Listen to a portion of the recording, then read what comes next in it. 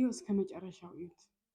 ስለዚህ ቤተ ክርስቲያኑ ጠቅላላ ያው መገረጃው ሁሉ ጥራሑ ሐምድነው ያረድ ካው ደማ ናይቲ ስሙንተ እቲ ስሙንተ ተሰሪሑ ጥራሕ ኣብቲ ስሙንተ ተህዝብ ጥራሕ እግሩ ሐምድ ሓድርሎ ግብረ ምጻፍ ዘይብሉ ምዃኑ ብደንቢ ብዓይኑ እውን ስለድረይ ብደንቢ ያረድ ማለት እዩ። ካው ደማ ወጻኢ ከባቢኡ ደማ እቲ ቆርቆሮ ዝተሰርሐ ህዝቢ ኣስተዋጽኦ ገይሩ ብጣዕሚ ጻዕሪ ገይሩ ዝተሰርሐ ደማ ሰኣን ደረጃ ምስራሕ ቆርቆሮኡ ዘቢዑ ብታሕቲ ልክፈርስ ያው ብጣዕሚ ታሕቲ ዘቢዑ ሐምድነው ዓይኒ ህዝቢ እውን ይርእዮ ኣሎ።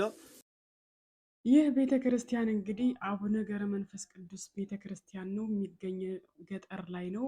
በጣም በርቀት መብራት የማይገባበት መኪና የማይገባበት በጣም ልም ያለ ገጠር ነው የሚገኘው የቤተ ክርስቲያን። ማንምም ሊረዳውም ሊደርስበትም አይችልም። በጣም ከከተማ የራቀ ስለሆነ ማለት ነው።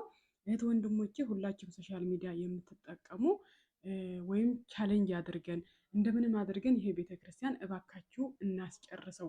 እንግዲህ ተጀምሮ ከቆመ 2-3 ዓመት አስቆጥረዋል። ቆመዋል። ይሄ ቤተክርስቲያን አላለቀም። መብራት የለውም። ጨለማ ላይ ነው የሚቀድሱት። መሬቱ እንዳያችሁት ሲሚንቶ ላይ ነው ተኝተው የሚያድሩት። ምንም ምንጣፍ የለውም። ምንም መጋረጃ የለውም። በዛ ላይ ደግሞ ውጩ ላይም አልተደገፈም። እንትኑ እየዘመመ ያለው ነው እያሉ ያሉት አባቶቻችን ማለት ነው። እንዳያችኋቸው ልብሰ ተክህኖ እንኳን የላቸውም ማለት ነው። በጣም ነው የሚያሳዝነው። ሼር እያደረጋችሁ እንድትተባበሩ በቤተ ክርስቲያኑ የተከፈተ አካውንት አለ፣ እዚህ አስቀምጥላችኋለሁ። የተቻላችሁ አቅም እንድታግዙ በትህትና ጠይቃለሁ ማለት ነው። እኔ ብቻ ሳይሆን እናንተ ሁላችሁም ድምጽ ልትሆኑ የሚገባ ነገር ነው።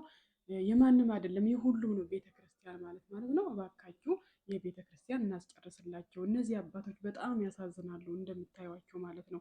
ማንም አይቶ የሚፈርደውና የሚወስነው ስለሆነ እባካችሁ